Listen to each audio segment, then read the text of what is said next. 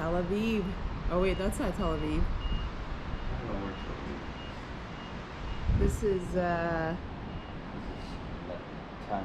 Netanya. Netanya.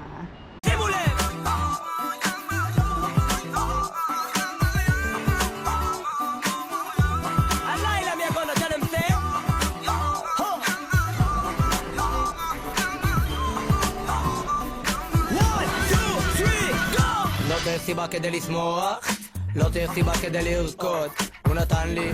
Hey, good morning. No, it's okay though.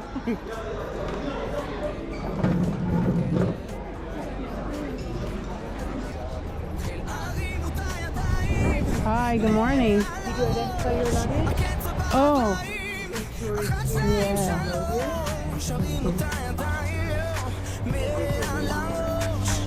oh, there it is.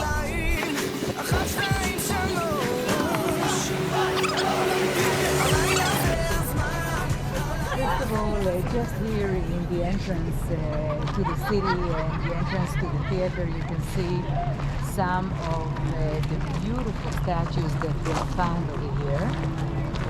Notice that these are marble statues that indicate that these are from a little later. This is not from the time of King Herod the Great. This is from the late Roman period and the Byzantine period.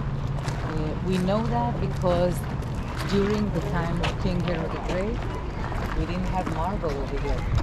He loved marble, he knew marble, he saw it in Rome, and he designed his palaces to look as if.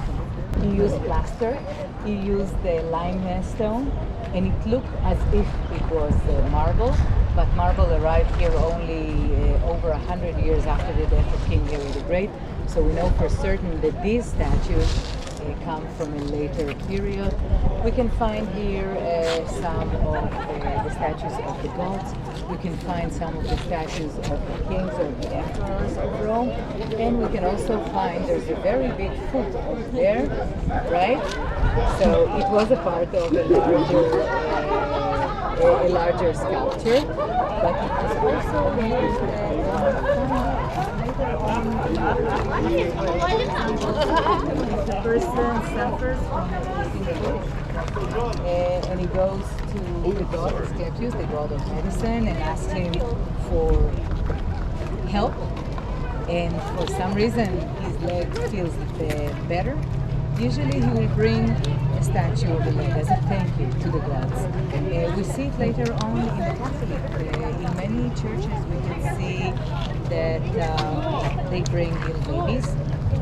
Women couldn't bear children and suddenly got pregnant. They bring a baby as a thank you, or they bring organs that resemble the organs that healed. So we see it throughout the history. Actually, we see it until today. We're going to walk into this really amazing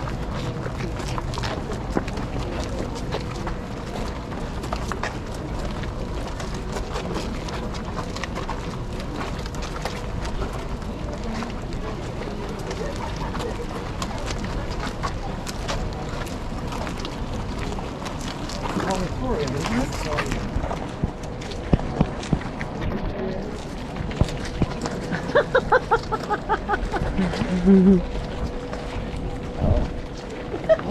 Vomit hands. So it's all supposed to family. I guess so. Yeah, something like It's a different level of entertainment.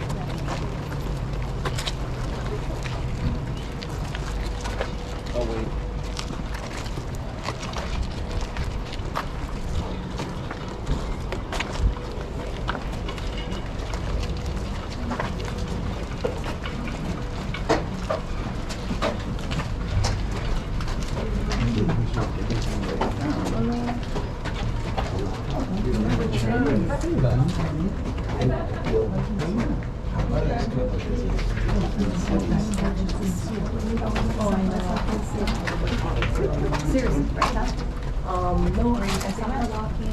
Not till he says something. Wow. Oh, wow. Nina, for what you did for someone else, right? It's not that much. It's timeless sound like it's all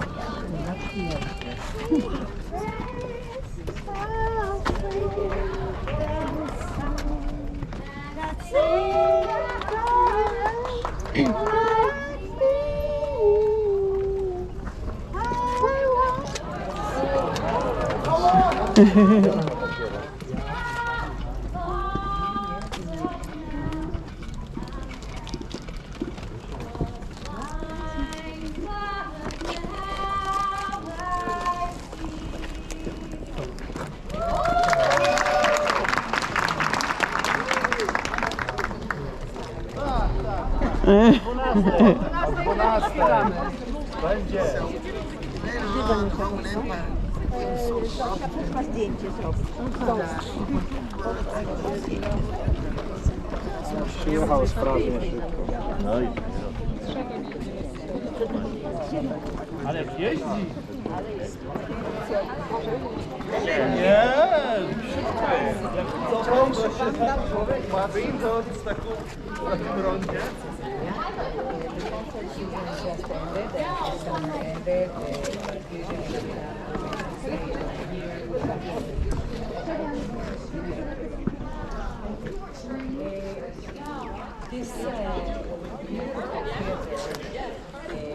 What makes it a Roman theater? Because you know that the theater started actually in Greece, not in Rome.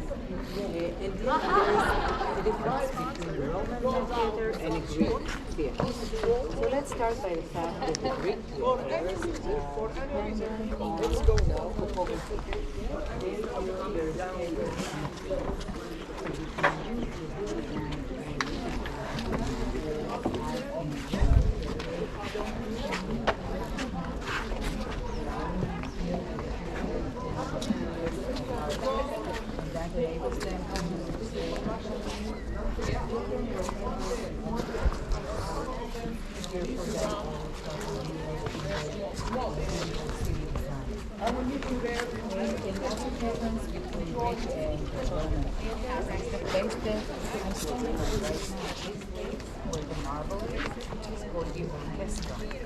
During the time of Greek theater, this is where the performance took place. In the Roman times, the performance moves to the stage. And here in the orchestra, these are the seats of the wealthiest or the most influential people. The first rows over here are located here in the orchestra. What kind of we found over here in a Roman theater? Mostly satire. Here we can find comedies, we can find tragedies, but it was mostly satire, and it was also a very smart way of the government dealing with the people's feelings. Why? Because you were able then to criticize and laugh a little bit about the situation. Of course, to a measure, right? You can say whatever you want, but you can criticize a little bit, and that gives the people the opportunity to, let off some steam and to relax it. Another very important activity that took place in these countries was the public meetings. So usually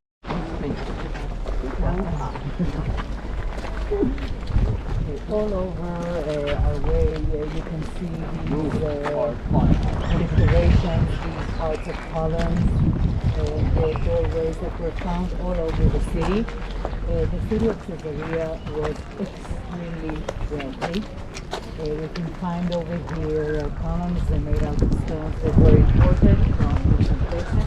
Not only the marble that was imported from Italy and Turkey, but also granite that was brought from Egypt and from all over, actually, the Levant or the Mediterranean. We are about to walk through this wall on our right-hand side. The wall that we're going to walk through now is from the Muslim times, okay, from the 7th century. Islam emerges at the end of the 6th century, and soon enough it expands, it starts conquering the entire Mediterranean area, including this country as well. The Muslims beat the Byzantines, the Christian Empire, and take over the country. The city in the days of the Muslim Empire was smaller than the Roman city or the Byzantine city, and therefore we see the wall right over here. We're about to go into Caesarea in the times of the Muslim city, meaning that the theater was left outside.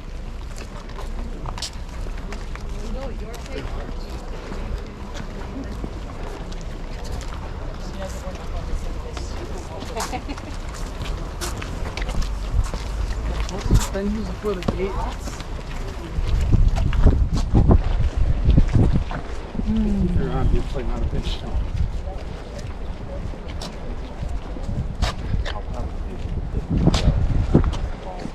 Next to the restaurant. Is that where I didn't go there.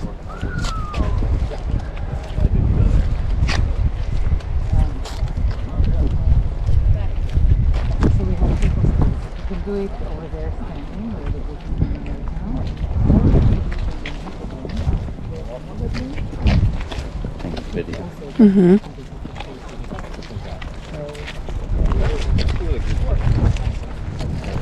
Oh. Yeah.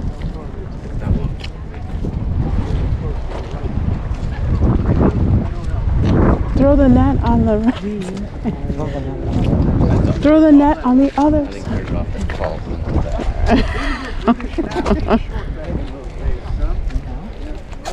Wars, a lot of So we are about to walk into King Herod the Great's palace, called the Palace on the Sea. And actually, it's not a mistake. Listen to that. The Palace on the The Sea. sea.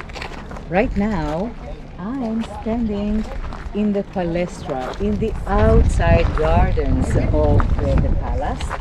The palace itself was on the water. Oh. Why? Because he wanted to have a palace on the water, and when King Herod the Great wants something, he has it done. So there's not much left of that palace. They're mostly underwater architecture, but we can see some of the palace remaining over there in the wheel. And we're going to talk about some of the mosaics that were found in this period.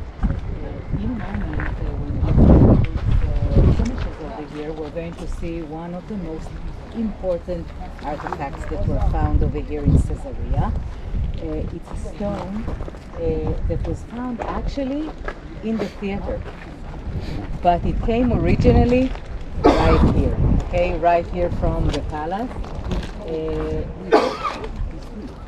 The stone mentions several names that you've heard before: the name Tiberius, the name of the Emperor of Rome, and the name Pontius Pilatus, the Roman governor who we know was the one who tried Jesus in Jerusalem. So this stone was actually not found in its place, it was found in the theater. And why is that? When we came into the theater, I mentioned the fact that the theater was renovated or restored twice in history. First one in the times of the Byzantine Empire, and the second one in the modern times in the 20th century. When the Byzantines restored the theater, they used stones they found everywhere. Now, this is something that we find very commonly all over the place and in all periods of history. Instead of going and curving new stones and preparing them and measuring them, if they find a stone that fits their style or their vision, they use it. It doesn't matter what it was used for originally. And so they found this stone over here and they said, oh, that would make a great seat for the theater, let's take it. And that is how it was found over there. But nowadays we can see the replica of that stone over here in Caesarea, where it was supposed to be. And the original is in the Israel Museum in Jerusalem.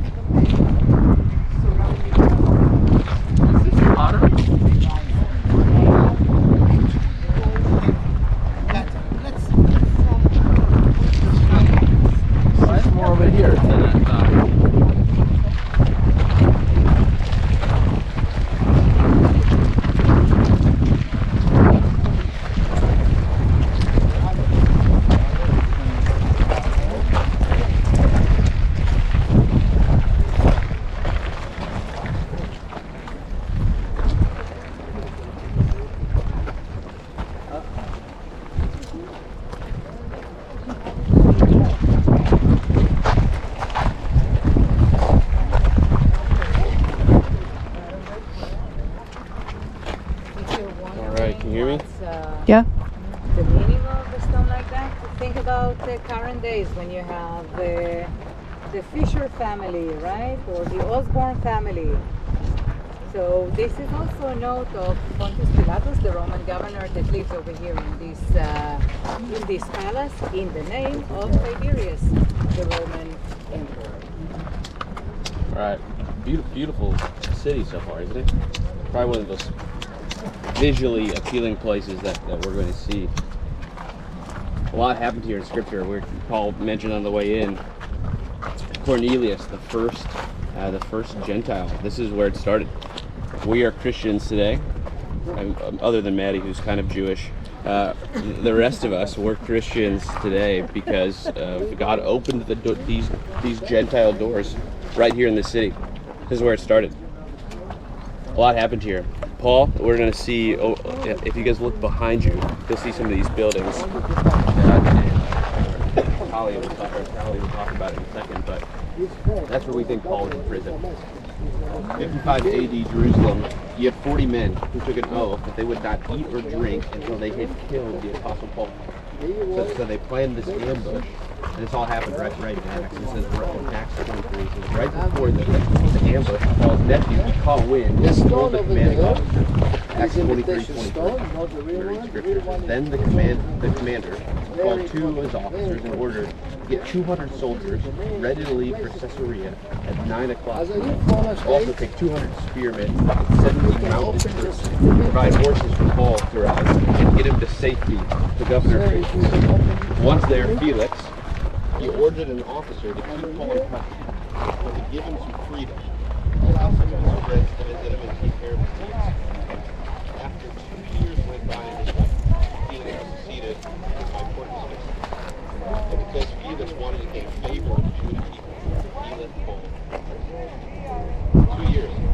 And a lot of these devotions we're going to do, we're just going to read scripture. This whole trip, pleasures up. So it's about 2 years. Paul was under house arrest in Herod's palace. Probably one of those moments. Can you imagine? 2 years. Paul sitting in this dark, damp cell. Every once in a while, Paul would go to a nearby feast. Every once in a while, he'd hear the laughter and cheers from that amphitheater. Every once in a while, he'd feel the Mediterranean breeze under his shoulders. He had fun, food, and beauty just outside his cell. But here he was, 2 years, waiting for Felix to call him for another trial and another trial. Waiting for people to come by so he can share the gospel. Waiting for Christians just to come by for him and give him his next meal. But you have 2 years of waiting. I wonder how often Paul would call to memory the prophet Isaiah. They who wait on the Lord shall renew their strength. They shall mount up with wings like eagles. They shall run and not be weary. They shall walk and not be weary. The city was fun. The city was beautiful. Let's not forget that Paul had on the inside of that cell was far better. Well, one thing only Christians can understand, it's better to be in a cold, dark, damp cell with Jesus than to be in the beach without him. I'm sure you have your own things you're waiting for. As you walk around, remember that God used Paul's waiting. And He's going to use your waiting as well. You never wait alone. The same God who sustained Paul for those 2 years, sending other Christians to take care of him, is the same God who will take care of you if you're waiting as well.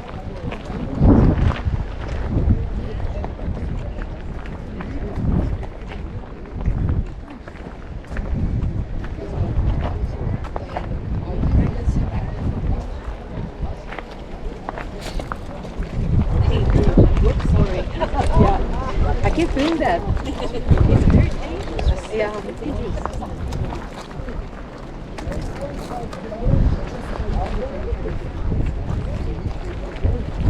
So the bridges that brought the water from fountains that were found 19 kilometers away, which is about 14 miles to the east of Caesarea, they were transferred and brought to the city. So this well is from the times of King Herod the Great, one of the methods to provide water to the city. And let's try and find some opening over here so you can actually see the palace of King Herod the Great.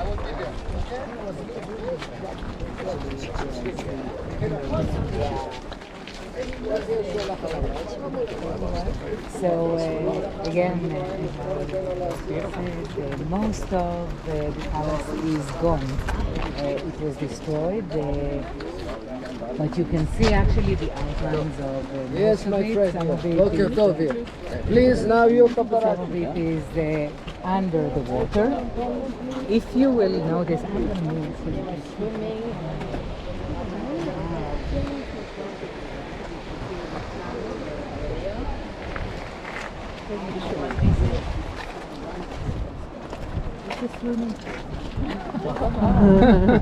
And needless to say that it wasn't filled with salty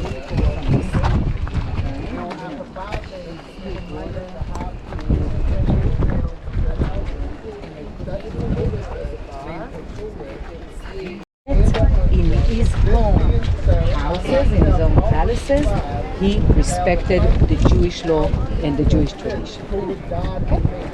Let's move on, please.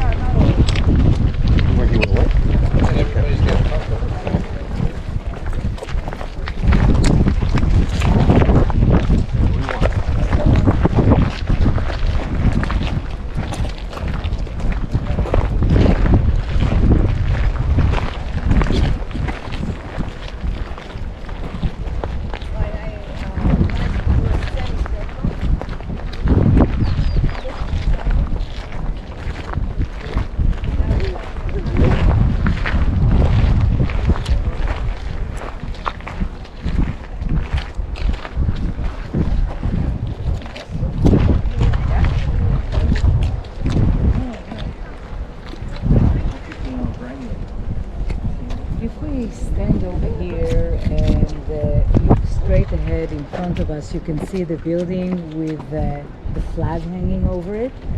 That was the lighthouse of Caesarea that stood in the center of the port, built by King Herod the Great. I have to tell you that when you check the technology that man used in order to build an artificial port in a place where there isn't a natural bay that could enable ships to go all the way to the shore, it is absolutely breathtaking, including bringing a material from Italy that was imported from Italy, made out of volcano mud, called pozzana.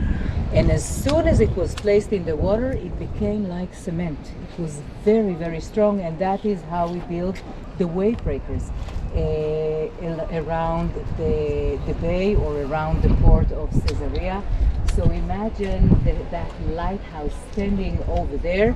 It was considered to be even more important than the one in Pharos. Okay, they always compared it to the one in Pharos in the old days, or the one in Alexandria, that until the days of King Herod used to be the most important port in the Mediterranean eastern side.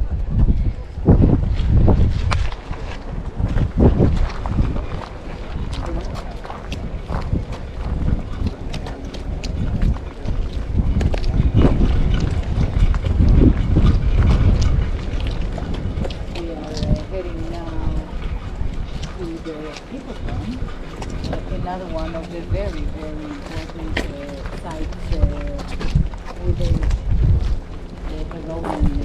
a Roman city. Hippodrome comes from the Greek word hippos.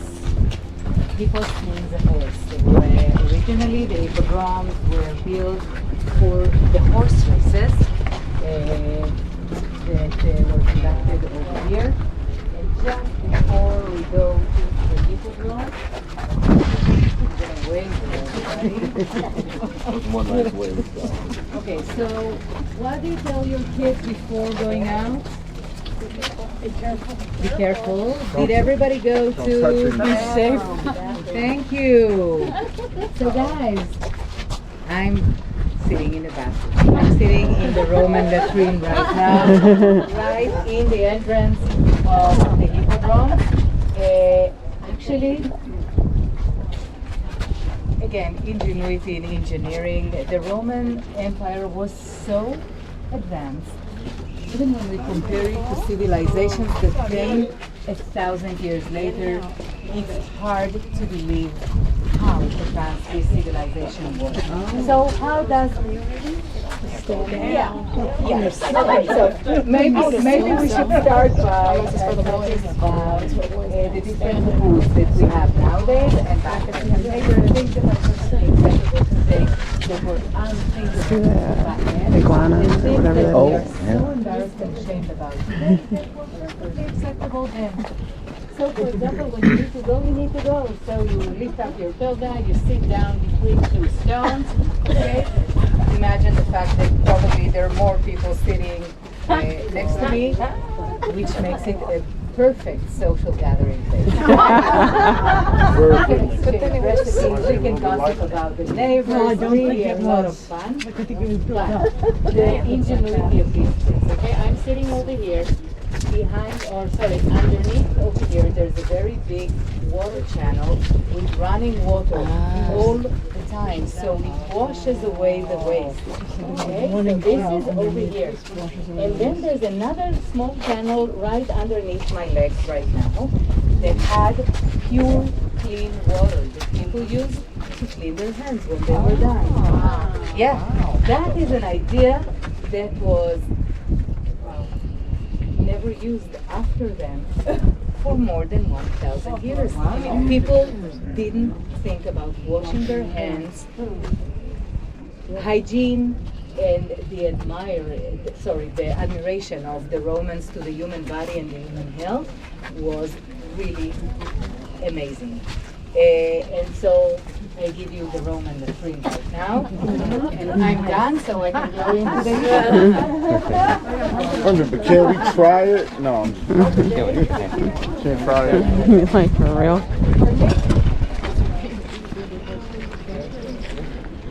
We're gonna have an actual race, right?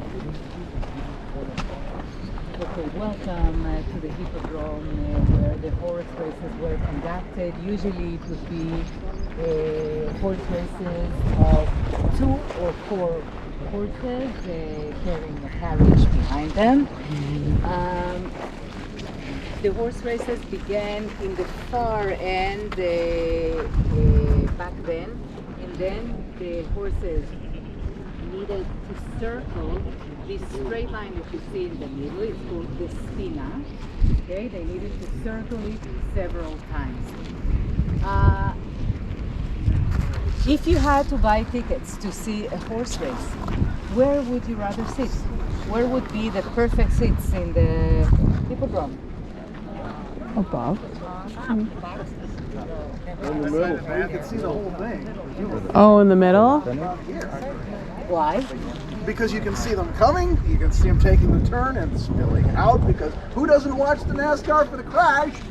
And as they keep going towards the finish line. Exactly right. Okay, so the best seats in the house were in the 2 ends of the Hippodrome. Why? Because people coming to the Hippodrome.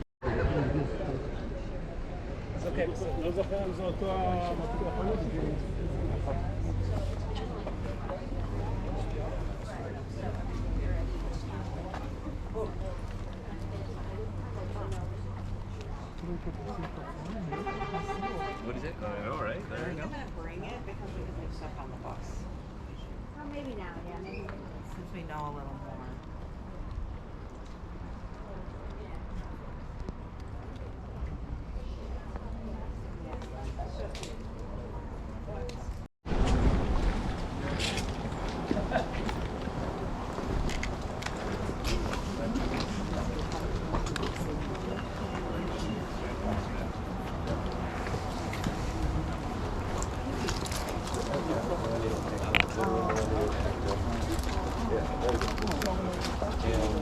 I heard it's an actually.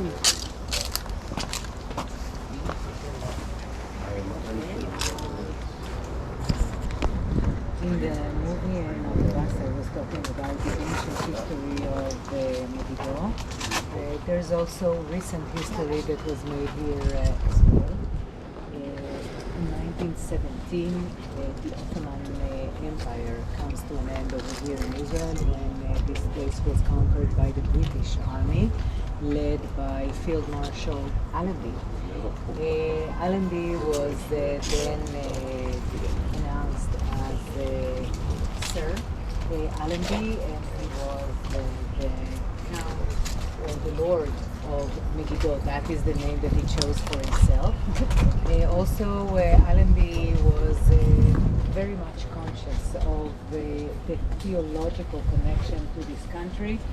When Allenby got to Jerusalem for the first time after it was conquered by the British Army, he rode off his horse and went into the city walking out of respect to the city, to the holy city of Jerusalem. He said that he feels like a continuation of the Crusaders that came to Jerusalem 1,000 years earlier. So that is one of the pictures shown over here of General Allenby. The second event that took place over here, which was very important in the 20th century, has to do with a very big rivalry within the church between the two parts, the Catholic part and the Orthodox church. You know that in the 11th century, in the year 1054, there was a very big fight between the two parts of the Roman Empire that divided into the eastern side and the western side. The eastern side continued the way of the Byzantine Church, and it is called the Orthodox Church, led by the Greek Orthodox Church, but it includes many, many, many different churches, all of them called the Eastern Churches, while in the West it is called the Roman Catholic Church. For 900 years, there was absolutely nothing to do between the churches. Catholics couldn't go into Orthodox churches and vice versa as well. They would ready and they killed each other when they had the opportunity. And in 1964, when the Pope Paul VI arrives to the Holy Land for the first time, okay, listen to that, 1964. Okay, almost 2,000 years after the times of Jesus, for the first time, the Pope visits the Holy Land. He arrives over here, he meets here in Megiddo with the Greek Patriarch, and together they end this rivalry, which makes it really a historical event in the church. So that takes place in 1964. And we are going to go up to the Tel Megiddo. Come on. I know you are. Yes. He takes pictures, I take notes.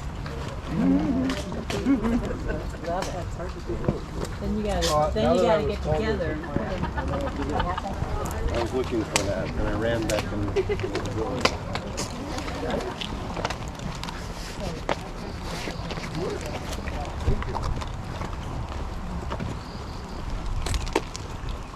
Oops.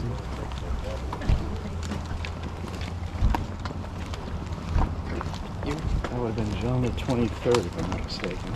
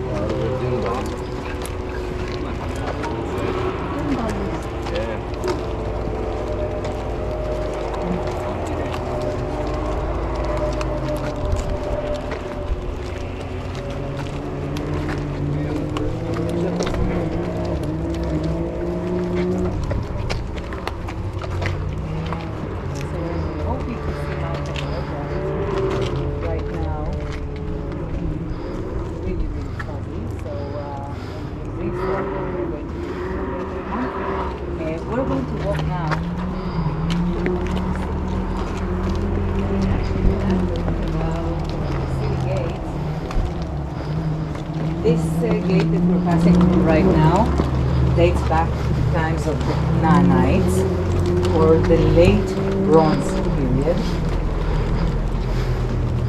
There are 7 more gates underneath this one.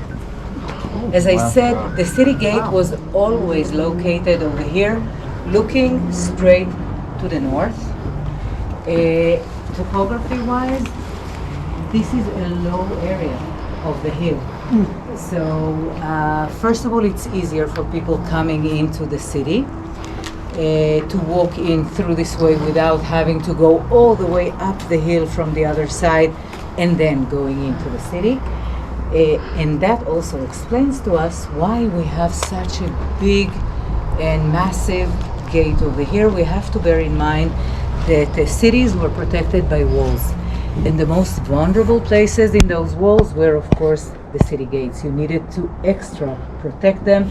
So we have these kinds of cabins or rooms going into the gate that were used for the soldiers that were standing guard over here in the city gates. The city gates had a huge importance in the ancient times, not only as the passage to the city, as the entrance to the city, but the city gates area was where they had the markets. Okay, so merchants coming from all over the area, even if they didn't live in Megiddo, they came over here to sell their merchandise. And one of the most important things that relates with the Bible, trials by the elders were done next to the gates. Okay, if you remember when Absalom rebels against his father, he's standing in the city gates promising the people, I will judge you. I am going to give you a fair trial. That is the role of a king, to judge his people. And Absalom is actually criticizing his father David for not doing so for his people. Where he does it? Right there in the city gates. Okay? Did you want to say something or read something? Oh yeah, you want me to do it? Yeah, I can do it here. Or we can do it a little Let's bit go up. further up. Yeah. Let's get a view of the. Just tell me when you want. Yeah. Is there a good view of the? Yeah. Okay, so guys, some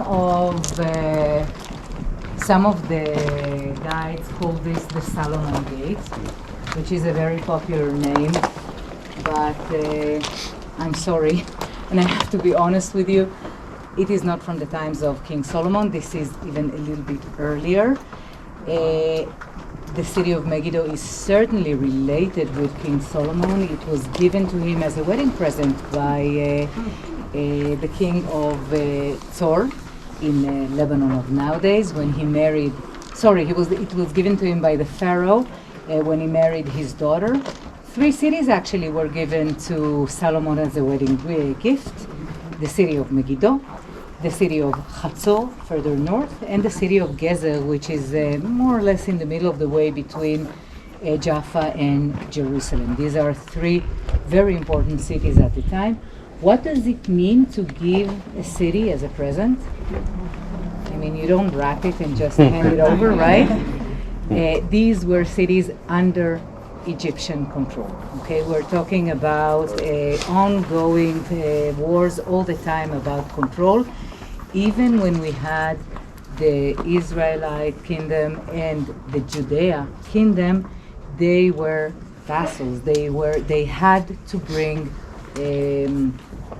taxes, to the empires in the area or Babylon later on. So this is what it means when you give somebody a city. It means that that city is from now on yours and it's free of taxes to the kingdom, to Egypt. Okay. Many of the weddings in the past, and actually until not very long ago, were political. Okay, especially when it comes to royalty or to the aristocracy. You married for a purpose: to strengthen bonds, to end wars, to make strategical connections with the people around you or between strong families. Same thing goes for King Solomon and many of his many wives.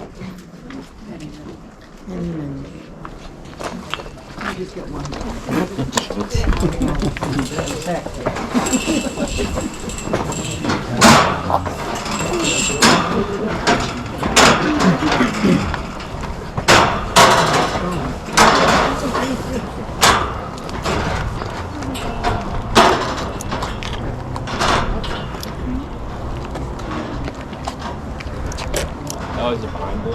Yeah, it's there, but it's Yeah. really nice.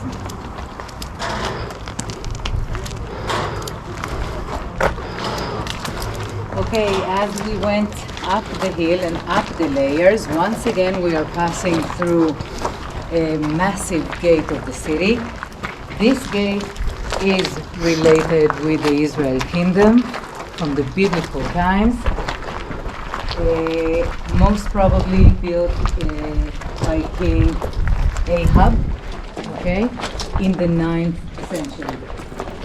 Now, sometimes when we read the Bible, we need to remember that the Bible or the different books in the Bible were chosen, were canonized by people. They were written by authors. And therefore, somewhere in the subtext, there are different intrigues, different intentions. Okay, in the Bible, we are very used to read about the Israelite kings as the less important ones, as the sinners of the time. But when we look at it from the archaeological point of view, we can see that the reality was actually different.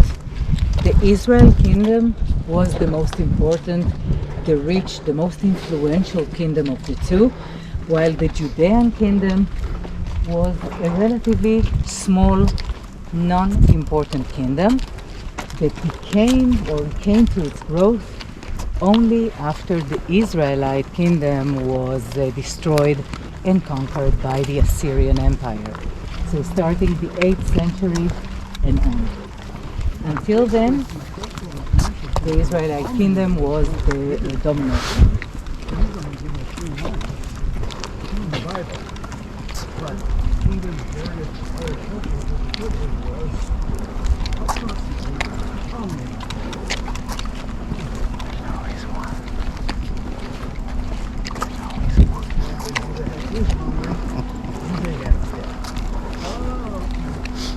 It's a big one.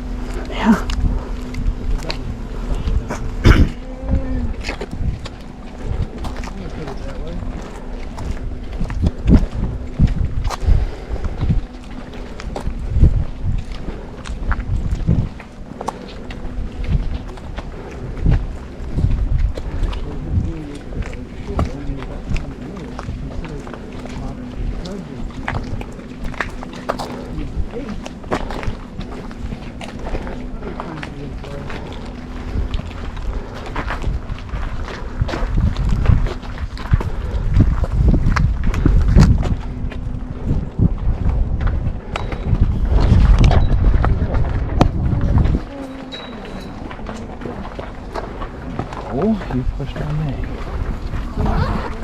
We are standing in the northern part of the city. You can see parts of the massive structure of what is probably the royal palace. We're standing here in Megiddo, and actually throughout different layers of history. This was the location. It is also related with King Solomon or the Israelite kings palaces as well. It's actually the whole compound.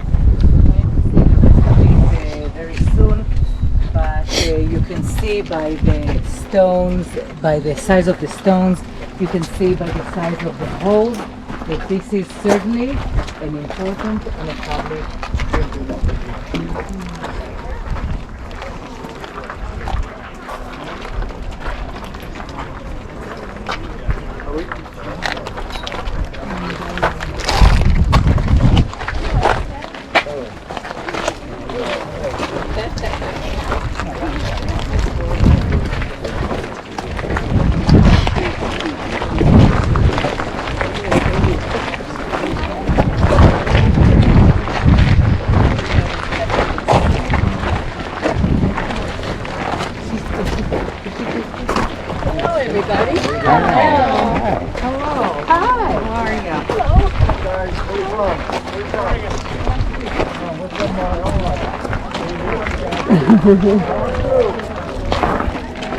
They say Nashville.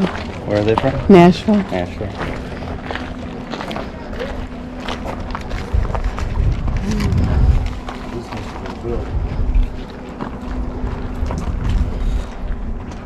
Yeah, we're standing over here in front of a part of the palace compound. These are actually the royal stables. Some of them refer to them as the stables of King Solomon. They are simply part of the palace. One of the most important incomes of that time was importing horses from Nubian horses, training them over here, and then selling them.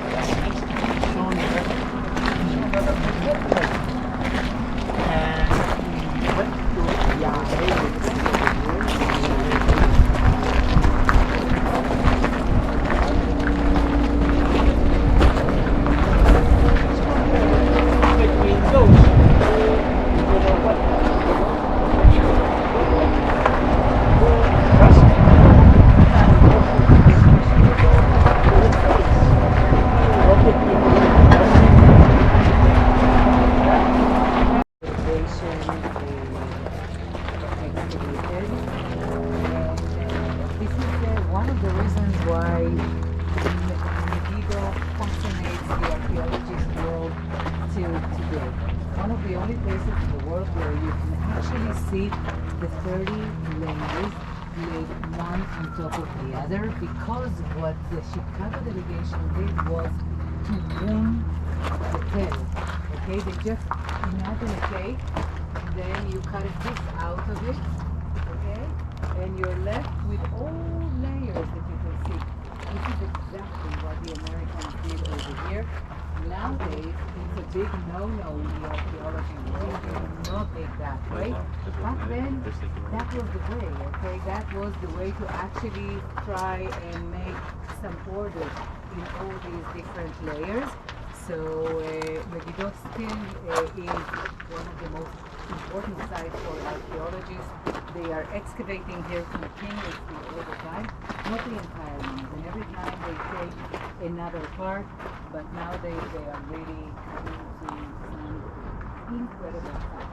Like they can tell you by the DNA of the people that came over here, where they came from.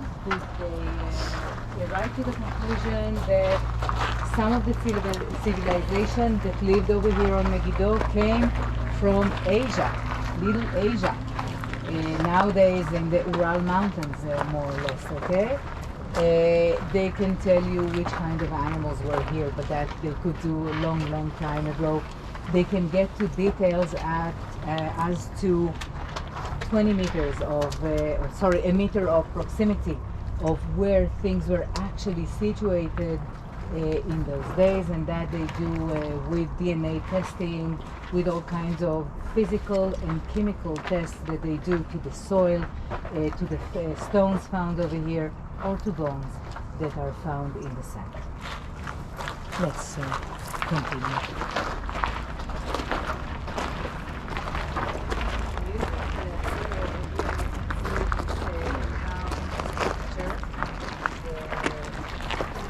Probably used for religious purposes. This is a pagan temple dating back to the Canaanite period, which means the late Bronze period, okay, just before the Israelite kingdom. How do you know if it's a pagan stage or a pagan temple or maybe a Jewish one? Usually by the bones that you will find next to it. In Israeli temples, you could never, ever find impure animals. No pigs, no dogs, okay? Whereas in pagan cultures you can find them. And this is a very easy way to distinguish to whom the city belongs to or to whom the temple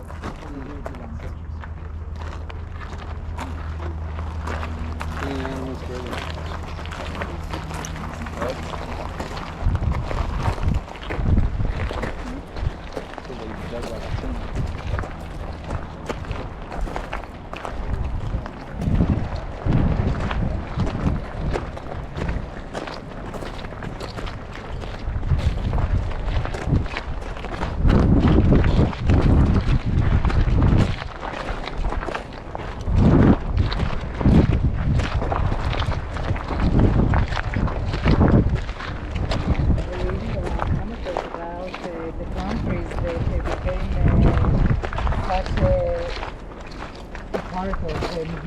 People see it from far away and they identified by their countries going over here. These countries were never a part of Megiddo. It was actually seeds that were brought here by the Egyptian excavators that were working here in the beginning of the 20th century. They were brought over here both by the American delegation and before that by the German delegation that excavated over here.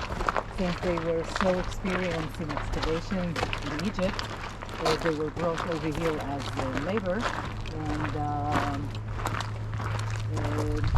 they brought dates with them from Egypt and they just threw the seeds away, and this is the outcome.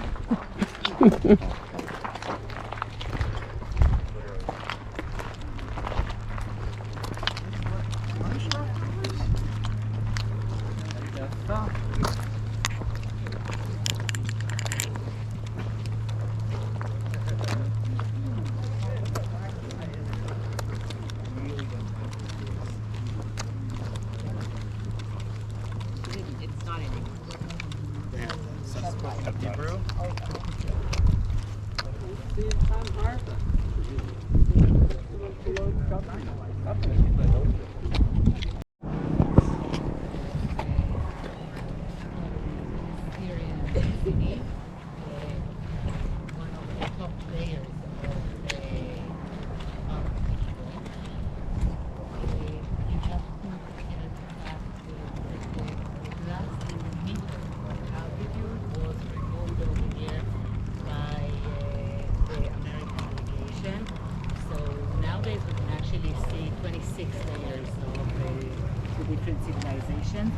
One of the problems with archaeology is that you need to set a target or to mark a target to where you want to get.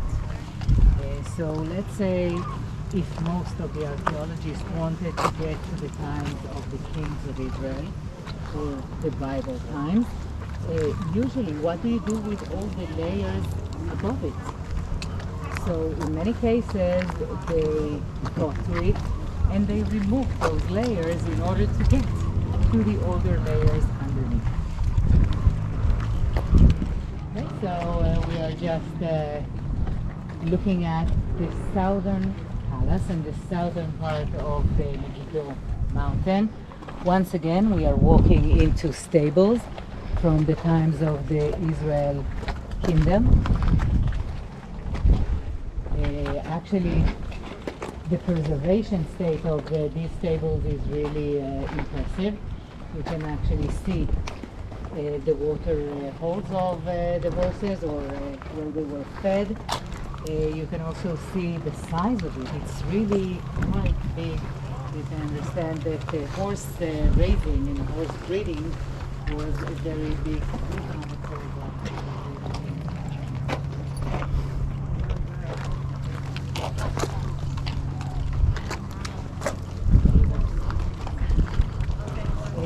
Straight ahead in front of us, you can see the kibbutz called Megiddo. Many times and in many places over here in Israel, we're going to see preservation of the ancient names of mountains and places and cities. And we're going to see cities named the same. In most cases, it's actually going to be through Arab cities. The Muslims were very strict about maintaining or preserving biblical ancient names.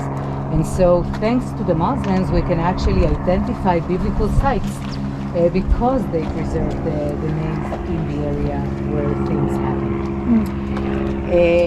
The next thing we're going to do over here in Megiddo, we're going to visit the water.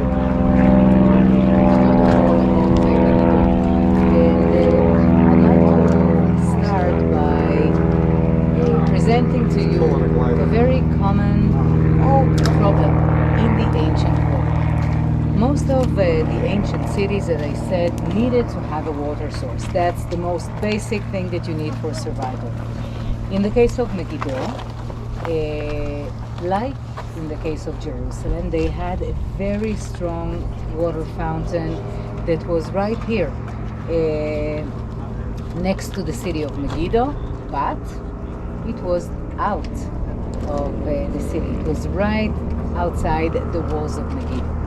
What is the meaning of that? It means that it's a little bit of a fuss to get water over there, but that's what women were for. They were going to the well every day to bring the water to the spring. They brought the water back on the buckets and they brought it back to the city. That sounds like a strategic vulnerability. If somebody was trying to besiege Megiddo, all they had to do was just kind of clamp down on it, take over the water source, and boom, you're going to capture the city eventually. Thank you. So I didn't pay him, although he knows all the answers in advance. Just observation, really. No, it didn't have anything to do with that. No, but you're absolutely right. The springs of water are the most vulnerable places of the city, especially when they're in a low place, as a water fountain is usually, and outside the walls. So in order to protect the city, what you need to protect actually is the water.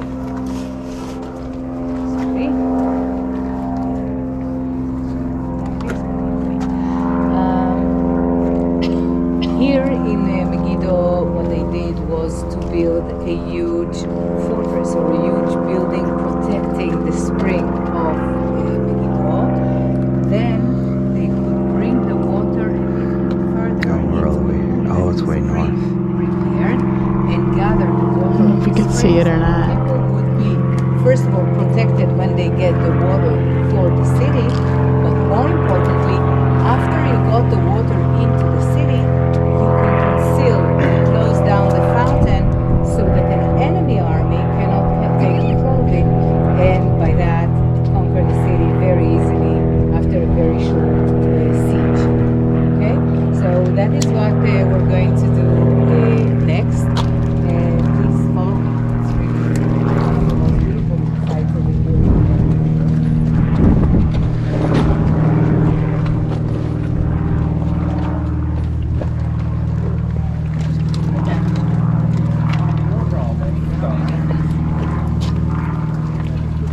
Do I not get them? They're very cute. What's going on? Mac is admiring. Also the fact that she's hyping things.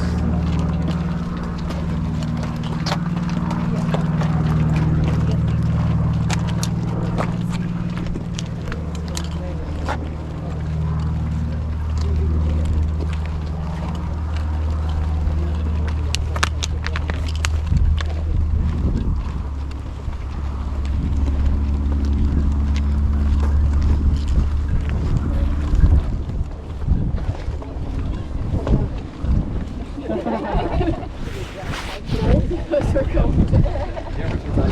going right over that fence. I don't know who's coming down here,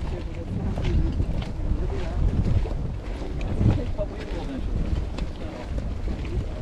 someone will.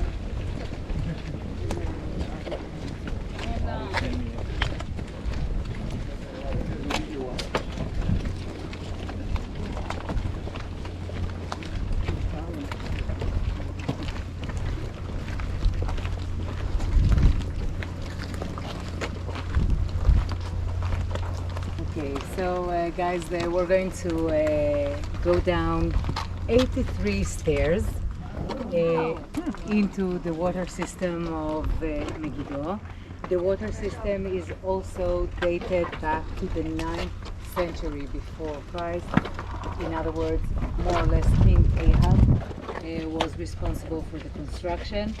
King Ahab is mentioned not only in the Bible but also in Assyrian plates and documents that were found, describing him as one of the strongest of kings in this region. He had many iron chariots.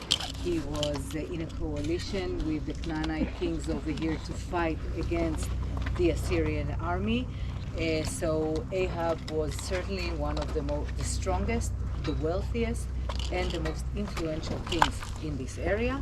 And as I said, also responsible for the construction of the water system. Oh no.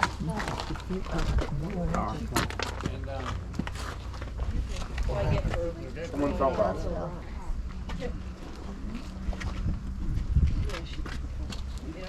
Yeah, it's me again. Got a scar from the ruins. He did. Jimmy. Jimmy pushed her again. I saw it.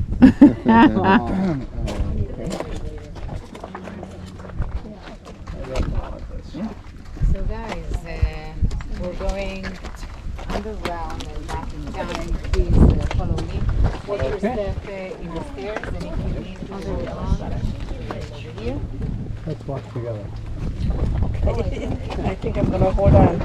Yeah. 100 maybe. Okay.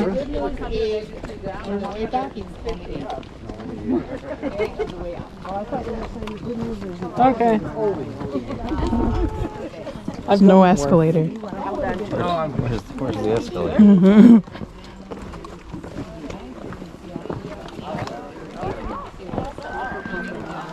Switch? I feel better when I can hold on. Believe me. I feel better when I look at those stairs and realize these are way better.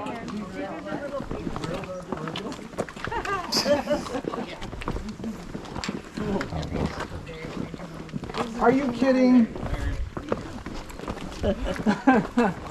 They're busy making chariots out of this iron. They wouldn't waste it on OSHA requirements. No.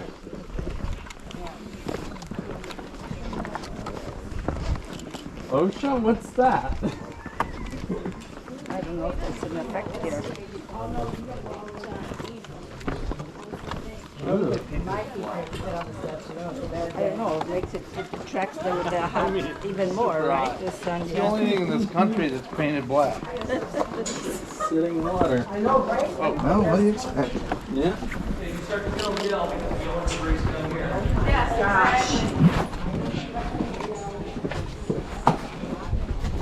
It's a little narrow.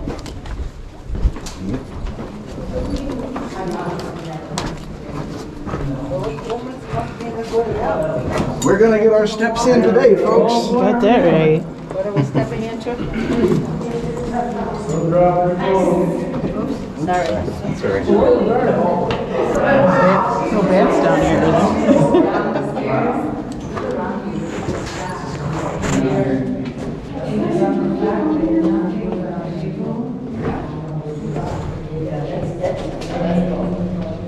That last step is a little bit longer than most.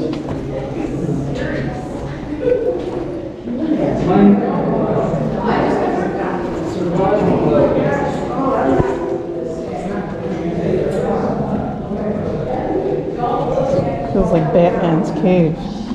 It's bad. How do we get back up? The elevator. Plant ropes.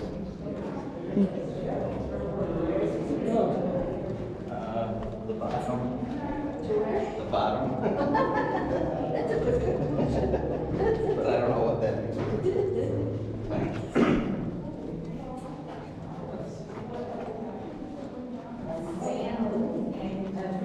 Oh, feel drops. What temperature drop? Did you feel it? Raindrops? Or Probably in what? I don't know if it's raindrops. cave mode. Because all caves are like, what, 55 degrees or something? Yeah.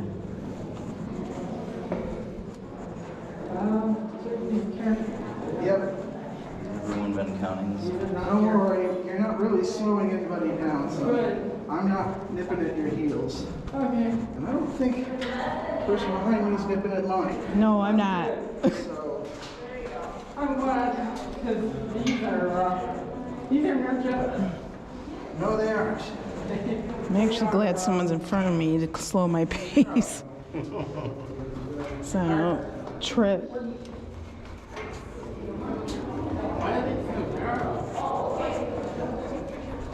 Yeah.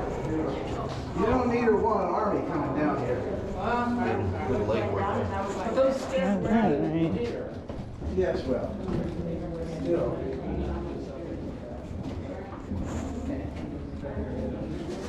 Because they were old stairs. I would be Hey, Daniel, turn around a second. Yeah.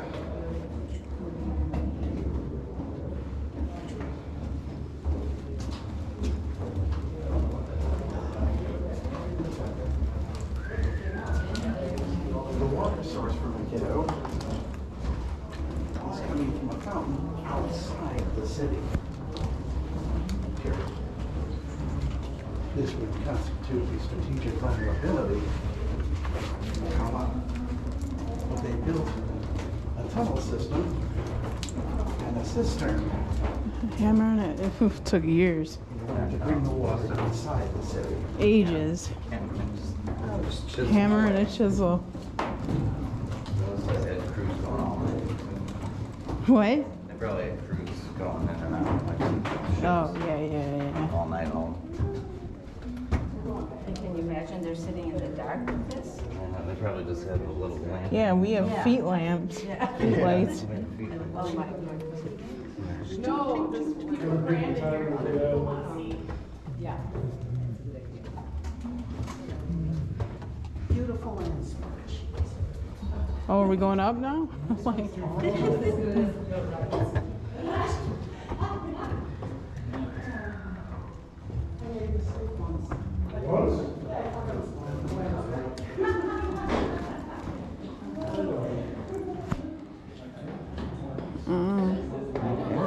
right.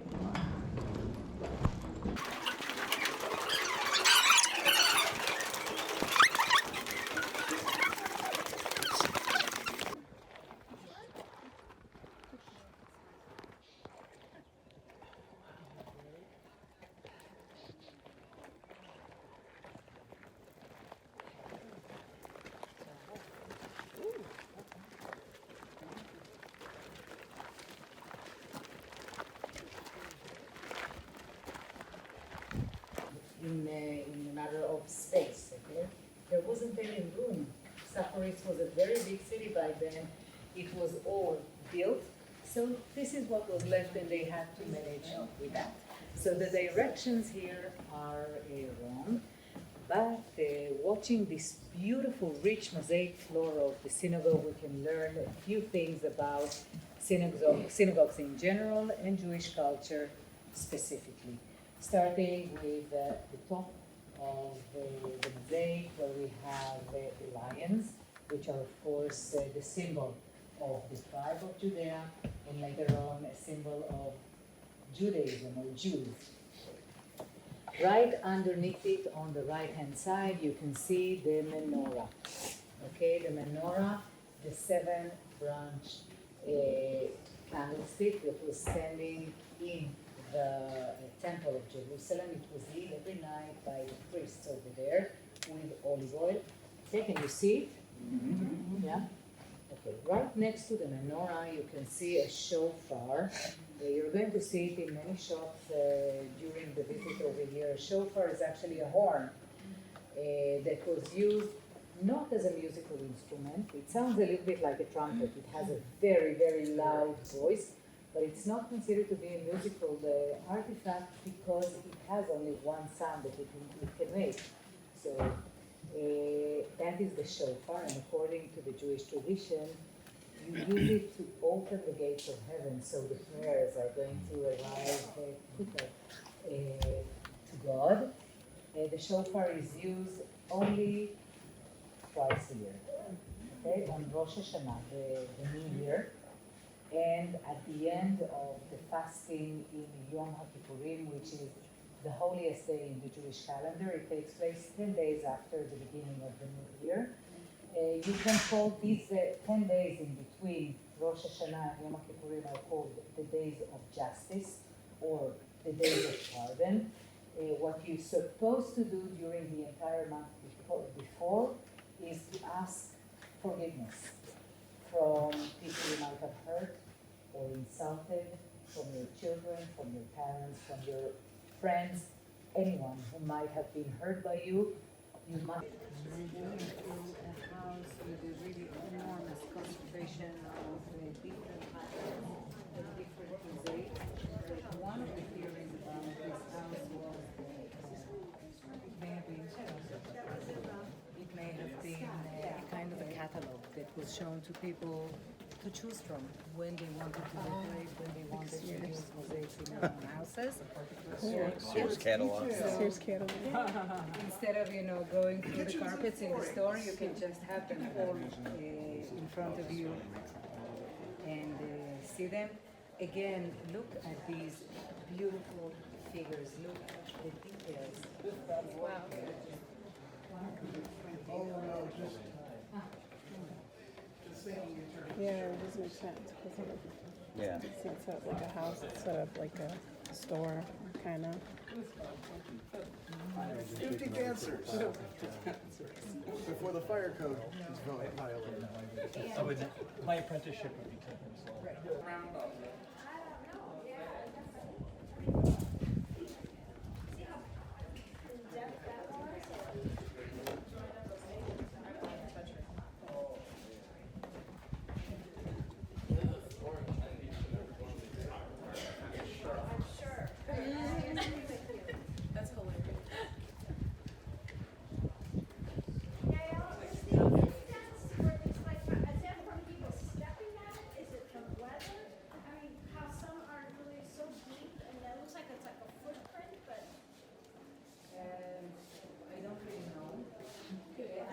Tell you that in some cases it looks like a footprint. It could be a footprint for a very simple reason. When you want to preserve such mosaics, what you usually do is that you clean them, you put a glue over them, and then put kind of a tapestry above them, and then you roll them.